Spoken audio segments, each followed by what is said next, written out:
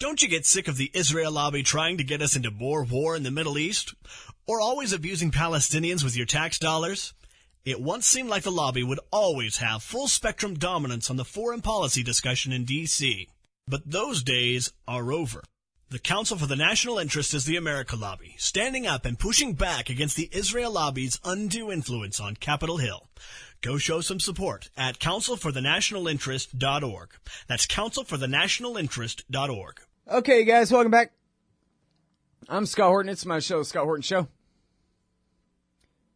On the line, I got Mitchell Plitnick, Program Director at the Foundation for Middle East Peace. And he's got one here co-written with Matt Duss.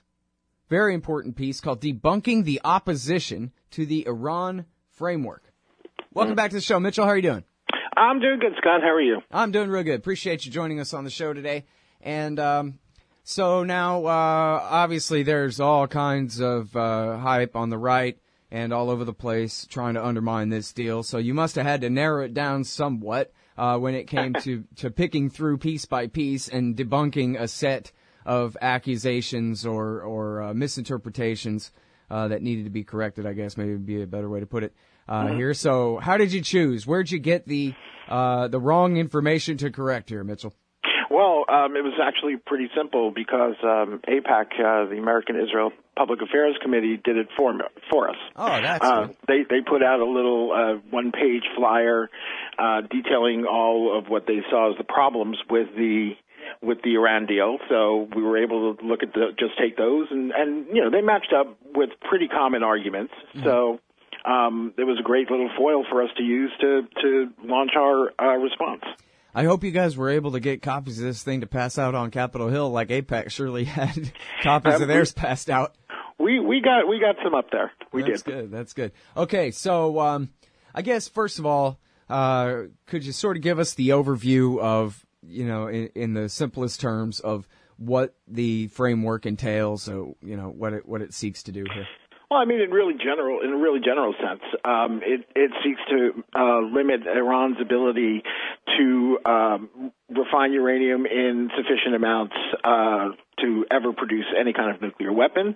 It eliminates their work with plutonium, and it also allows for an unprecedented inspection regime, so that their compliance with the agreement can be verified at all times, and you know that there's a lot of efforts being put into making sure that they're not clandestinely violating the agreement. It's a pretty strong agreement. It really is. Is it perfect? No.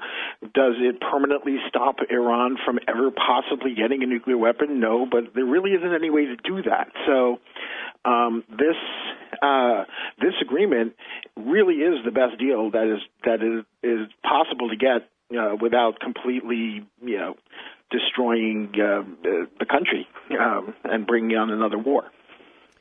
Right. Okay. So yeah, I have to admit that the Iranians bent over further backwards than I imagined that they would. The most surprising thing in there was, I guess, the idea that the sanctions would be lifted as quickly as it seemed like they would be lifted in there, as far as our side goes. But on their side, I don't know. Seemed like they found where they weren't willing to go all the way to the demand. They certainly went a lot of the way, like changing Fordo, the secondary enrichment facility, to simply a research facility and that kind of thing, right? Right. When the framework was first announced and all of the conditions of it were made public, I was pretty surprised too at how far Iran was willing to go. I think it is a credit, frankly, to the Obama administration, the people working on it, because they got what is a really good deal. They got a deal that I think if you want to attack it, you basically have to distort what it is. And I think that's about as good as they could have done. So, I think that given some of the things Iran has done in the past, it's reasonable to want to make sure that they're closing off as many avenues as possible for violating the agreement on the sly. And I think that's fair. And I think Iran has a lot of Iranians anyway. I mean, there's certainly a fight over it in Iran, but I think a lot of Iranians have just come to the conclusion that, hey, if we can stop these sanctions, and we can do it in a way that isn't, humiliating to the country, and we can come to a reasonable agreement and get our economy going again, let's just do that. I think outside of the real hardliners in Iran, I think most of Iran has come to recognize that this fight really isn't worth it for them. Yeah. Well, and the background of this that they never really talk about, certainly that AIPAC wouldn't bring up, is that the Iranians quite obviously have never intended to be more than a threshold state with kind of half a nuclear deterrent here, an electricity program that could be a weapons program. If you ever start bombing us, we might turn it into a nuclear weapons program as sort of the deterrent level that they have now. And there's really no reason to believe that, hell, the leak to Haaretz had Netanyahu saying, oh, no, the danger here is that, of course, they'll abide by the deal 1,000% forever, but that'll lull you to sleep, and then 15 years from now, then they'll make a nuke. I mean, come on. Well, I think Netanyahu's real concern is kind of that, but it's a little bit different. I think what he's concerned with, and I think what he's been concerned with from the beginning, and again, I can understand an Israeli leader being concerned with this, although not to the point of hysteria as Netanyahu has gone. But what he's really concerned with is that they'll abide by the deal. They will have a growing economy, and their influence in the region will therefore grow. And I think that is very likely to happen. There's obviously issues there. There's ongoing conflicts between forces that are backed by Iran and forces that are backed by Saudi Arabia, which essentially means also by us, at least to some extent. So I can certainly understand, given some of the things that have come from Iranian leaders' mouths, that Israelis in general are concerned about expanding Iran's influence. Certainly, the citizens of Israel are very afraid of Iran getting a nuclear weapon. They've been made to fear that by their leaders, particularly Netanyahu. But even without that, I can understand why they'd be concerned about basically allowing Iran its freedom. But this is the world we live in. And, denying a country the same rights as any other country, especially in the case of Iran, which, yes, has violated some Security Council resolutions, and that is concerning, and has done gone back on some agreements, although so has the West. But although that's true, they've also never launched an aggressive war. And yes, they do back groups like Hezbollah and have given some funding to Hamas, although that relationship is shaky these days. All that being true, they still have never invaded another country. The only wars they've ever fought are defensive wars, so they don't seem to be a real global threat in that sense. But again, I can understand Israelis not wanting to see Iran's influence grow, but the only option, the only other path leads directly to another major Middle East war, and we saw how well that worked out for everyone concerned, 12 years ago. Well, and regarding all that, it always seemed interesting to me how after the revolution, of course, you had the hostages taken and all of this, so immediate Cold War with the Americans, but the Israelis kept their ties with the Iranian military and spy services and all that and that was under the meaner, old, scarier-looking Ayatollah back then. And as Gareth Porter wrote in his book, Manufactured Crisis, and as I just read this thing in Haaretz by this Israeli historian, too, saying the only reason that Rabin started demonizing Iran was to distract from the fact that he wanted to make peace with the Palestinians. And then every prime minister after him demonized Iran to distract from the fact that they'd never make peace with the Palestinians. But that really... In other words, I'm obviously oversimplifying based on a couple of points here, but it seems like the Israelis could get along with the Iranians if they wanted to. Again, why not? Send somebody over there to talk with somebody, and what's the problem? I mean, I think that's probably true to some extent. I mean, there are other factors, and I think I would really recommend the book. I'm trying to remember. I believe the name is Dangerous Liaisons. It's by Trita Parsi, who heads the National Iranian American Council. Is that the Treacherous Alliance? Is that the one? Treacherous Alliance. That's it. Yeah, that's the one that I've never read, but I sure want to. It is a worthwhile book. It talks a lot about the dealings between Israel and Iran over the years since the revolution, and it's important reading for exactly the reason you bring up. I mean, I do think that Israel and Iran could find common ground. It's hard to do that, I think. All right, I'm sorry. Hold it right there, Mitch. We'll be right back and pick right up on that point right after this break, you guys. It's Mitchell Plitnick at fmep.org. So you're a libertarian, and you don't believe the propaganda about government awesomeness you were subjected to in 4th grade. You want real history and economics. Well, learn in your car from professors you can trust with Tom Woods' Liberty Classroom.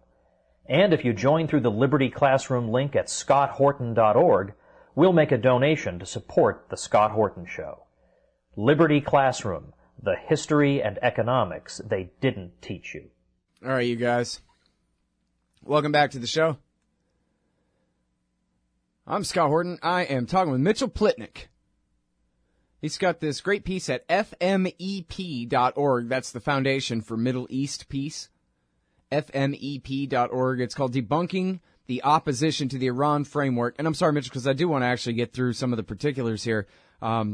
But you're so interesting on so many different subjects. Where we left off, we were talking about how if the Americans and the Israelis can sell a bunch of missiles to the mean old Ayatollah in the 1980s, they can certainly get along now. And so why is it so necessary that everybody's at such odds here? Well, I think there's a few factors that are there in 2015. I mean, there's obviously some history, and it's not all from one side. The recent years with Ahmadinejad in power, or in the role of the presidency in Iran, and some of the things he said and did, some of which were mistranslated, but some of which, even the mistranslations made it sound worse, but they weren't nice to begin with. Right. Certainly things that I, as a Jew, found very offensive, and a conference on Holocaust denial, that sort of thing is not really endearing to me. And so there is that. The Revolutionary Guards, who are extremely powerful in Iran, reflect that same sort of thinking. So you have that, sort of deep in Iran as well. And both sides have demonized the other. I mean, with the Death to America and the Great Satan and this sort of thing from Iran, and all the things that we've heard out of Netanyahu and from George W. Bush and others, the axis of evil and this sort. I mean, there's been a lot of that, and populations listen. So we have that problem. But I think what's unique about right now is that on the one hand, you have the biggest anti-Iran fanatic, I would say, in Netanyahu, in power in Israel. I mean, I heard Netanyahu screaming about Iran back in the 80s. He's the one guy who's never really let up on that point. And I think it's actually almost an obsession with him. And then on the other side, you had the election of Rouhani in Iran, and that brought Iran into the other direction. So you have the most extreme on one side in Israel, and Rouhani pulling Iran to a more moderate place on the other. And in the end, it was Netanyahu who has largely been made to look bad. His credibility around the world has taken a serious hit. So, let's face it, most of the world supports coming to this deal and recognizes that Iran's come a long way. There's plenty of problems with Iran. The Iranian regime is not the nicest bunch of people, but the fact is they have come a long way on this issue, and there's a potential to engage them on many others. And there's, also a potential for the West to recognize how much of a hand we've had in causing these situations. There's still plenty of bad blood in Iran based on the fact that the United States and Israel were such close allies with the Shah. So there's a lot of work there to do, but it can be worked out because there is a history and a positive history between Iran and Israel. And it wasn't only because the Shah was in power. There was real communication between, Israelis and Iranians and Americans and Iranians. And from what I can tell, a lot of Iran wants to have that back. Yeah. Well, and, to that, I mean, the whole world can see basically Netanyahu's propaganda is about Iran's nuclear program specifically is fit only for American TV. I mean, nobody else in the world looks at it from such a ridiculous conspiratorial point that like, oh yeah, but have you turned over every single boulder in Persia to make sure there's not a secret entrance to a secret parallel nuclear weapons program there or whatever? Nobody else is thinking of it in those terms because that's stupid. But that's the way they try to portray it to the American people in order to prevent a deal. So you can see why the rest of the world, they just roll their eyes and continue negotiating in real terms, based on the real world that we live in. So, and the fact is, so do most Americans. Right. From the beginning, the framework and the proposed deal and all of Obama's negotiations with Iran have been supported by a clear majority of the American people, including, a minority, it's true, but a significant minority of Republicans you can't find a single one on Capitol Hill, but they're not representing their party in being so absolutely dead set against any kind of deal. There are many Republicans who support this, and, the Democratic support is overwhelming. Right. Okay, now, well, geez, I wonder, is there, it'll be the top of the hour. Let's go ahead and switch to Palestine. I'll just tell everybody to go read this article and get the point by point in here. Yes, please. Because there's no point in just really going through one by one. But the article is at fmep.org, Debunking the Opposition to the Iran Framework. It's by Mitchell Plitnick and Matt Duss. And they just go through and they take all the talking points from the AIPAC flyer on why not to allow Obama to sign this deal with Iran. And they just explain the real truth of the deal here about all the different possible military dimensions and centrifuge facilities and all the rest. So go and check that out. But now I want to switch in the time we have remaining here, Mitchell, to this article that you wrote for Loblog, Jim Loeb's blog at Loeb, just like your earlobe, everybody, loblog.com. It's called Elliot Abrams' Shell Game on Settlements. So first of all, just for fun, remind us who Elliot Abrams is. Well, Elliot Abrams is a leading neoconservative, veteran of the Reagan and George W. Bush administrations, in which capacity he was convicted of lying to Congress during the Iran-Contra scandal 30 years ago. It was eventually pardoned, of course, and he's an architect of those sorts of policies in the Reagan administration, and again in the George W. Bush administration. He had a strong hand in the invasion of Iraq, and in terms of Israel-Palestine, he is a very strong supporter of Netanyahu, and in 2003, he was one of the leading advocates of the letter that George W. Bush gave to then Israeli Prime Minister Ariel Sharon that basically said Israel's keeping these major settlement blocks. Israel does not have to even talk about Palestinian refugees and the right of return, and essentially said that, took all of that off the table and said to the Palestinians, negotiate from here. And, it was a big reason why negotiations just became even more impossible than they were before. So that's Abrams, and he's very much the sort of guy who says he technically will say he supports a two-state solution, but in every detail he actually opposes it. Mm. Well, and he's also as incompetent as any of the rest of these hardliners, too, right? Like, can you talk about the results of the election where Hamas got elected in 2006, and then how Abrams tried to engineer a Fatah coup against them and how that worked out? Yes. Abrams, among others, the way that Hamas ended up being in control of Gaza with Fatah in control of the West Bank is, the election happened despite the fact that Abbas and most of Israel was telling the Bush administration this isn't a good idea. The Fatah is not ready to campaign properly, and we're really afraid Hamas is going to win. In fact, Hamas did win the Palestinian legislative elections in 2006.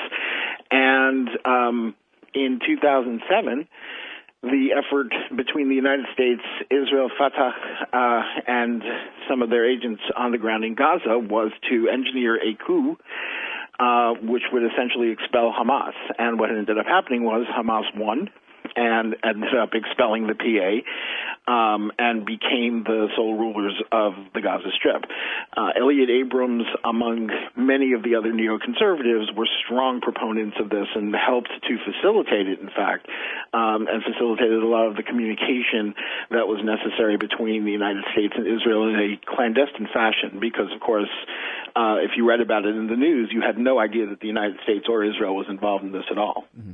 All right, well, but if you ask these neocons, they're all a bunch of geniuses. So is there any chance that they really did that on purpose in order to split the Fatah and Hamas so severely by geography and the rule over the Palestinian territories in that way? It certainly is possible, but I think that sounds frankly, a little too clever for them to me. Yeah, me too. I was just checking. I mean, if you read David Rose's take on the whole thing, coming, I think Sharon may well have seen that coming when he was still prime minister at the time, at least at the time of the election.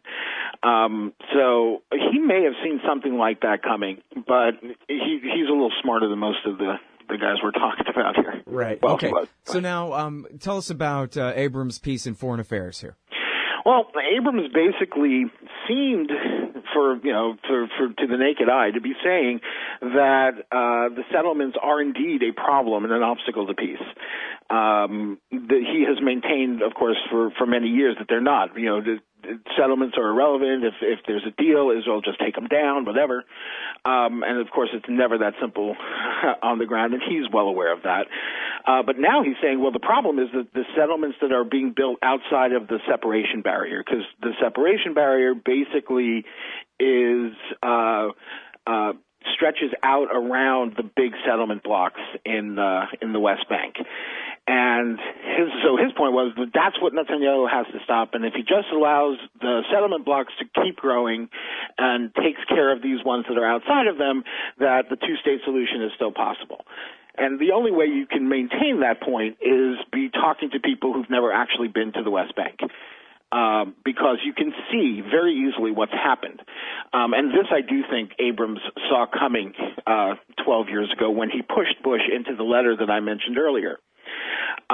He understood that natural growth in the settlement blocks meant that they would expand well into the West Bank and really carve up any potential Palestinian state. And that's exactly what they've done. The different settlement blocks stretched very close now to major Palestinian cities. And the way they do it is because the built-up area of the settlements is only a small part of the settlement blocks. The surrounding area is much larger than the built-up areas.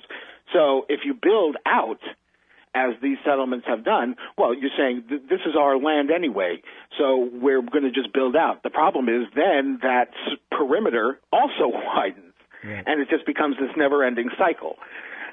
So eventually, they would just spread throughout the West Bank by that line of thinking. And isn't that what happened with this? Isn't it called what's it called? I want to call it the E3, but that's something else. There's some E1, the E1 corridor. Yeah. Explain that, could you? The E1 corridor connects Jerusalem to the settlement of Ma'ale Adumim, and actually, Ma'ale Adumim was set up very consciously in the late 70s as a sort of marker of how far Greater Jerusalem was eventually going to spread. And the E1 corridor is what connects those two. And that's always been the issue, that if Israel builds in the E1 corridor, then we can't eliminate that. And the United States has always pushed them not to build there for that reason. And Israel keeps coming up with plans, and then the United States objects, and they put it off. And they have a plan in there now. They haven't yet started building, I don't think. But that's another place. That's how Israel these settlements are not where they are by accident. And the idea of expanding them, 15 years ago, had a deal been struck, it would have been very difficult, but at least possible, to have some sort of contiguous Palestinian state with Israel keeping the settlement blocks. Today, now with all the growth, it is no longer possible. So if there's going to be a Palestinian state, that part, which is the basis of the two-state solution, and has been, since the idea first gained political traction, that part has to be completely rethought. That's a big deal. That all of a sudden the two-state solution isn't so obviously the solution anymore. Yeah, that's what they mean by facts on the ground. What are you going to do about it? Just like a bully on the playground. And that's what Elliot Abrams is trying to make sure doesn't happen, that reconsideration. He's basically arguing for the status quo by saying just take care of the settlements outside of these blocks. Those are the ones that are the problem. And it's exactly the opposite. The ones the problem are the blocks and the amount that they've grown. He knows this. So he's making it look like he's really moving to a more moderate position when, in fact, he's reinforcing the position he's taken, which was to prevent a Palestinian state. Right. Okay, thanks so much for your time. I kept you overtime, but I sure appreciate it, Mitchell. Okay, thanks, Scott. All right, so that's Mitchell Plitnick. He is program director at the Foundation for Middle East Peace. Find him at lowblog.com and at fmep.org. We'll be right back. Hey, I'm Scott Horton here for The Future of Freedom, the monthly journal of the Future Freedom Foundation at fff.org/subscribe. Since 1989, FFF has been pushing an uncompromising moral and economic case for peace, individual liberty, and free markets. Sign up now for The Future Freedom, featuring founder and president Jacob Hornberger, as well as Sheldon Richmond, James Bovard, Anthony Gregory, Wendy McElroy, and many more. It's just $25 a year for the print edition, $15 per year to read it online. That's fff.org/subscribe. And tell them Scott sent you. Hey, all Scott here. If you're like me, you need coffee. Lots of it. And you probably prefer it tastes good, too. Well, let me tell you about Darren's Coffee Company at darrenscoffee.com. Darren Marion is a natural entrepreneur who decided to leave his corporate job and strike out on his own, making great coffee. And Darren's Coffee is now delivering right to your door. Darren gets his beans direct from farmers around the world. All specialty, premium grade with no filler. Hey, the man just wants everyone to have a chance to taste this great coffee. darrenscoffee.com. Use promo code Scott and you get free shipping. darrenscoffee.com. Hey, all Scott Horton here for Liberty.me, the social network and community-based publishing platform for the liberty-minded. Liberty.me combines the best of social media technology all in one place and features classes, discussions, guides, events, publishing, podcasts, and so much more. And Jeffrey Tucker and I are starting a new monthly show at Liberty.me, Eye on the Empire. It's just $4 a month if you use promo code Scott when you sign up. And hey, once you do, add me as a friend on there at scotthorton.liberty.me. Be free. Liberty.me.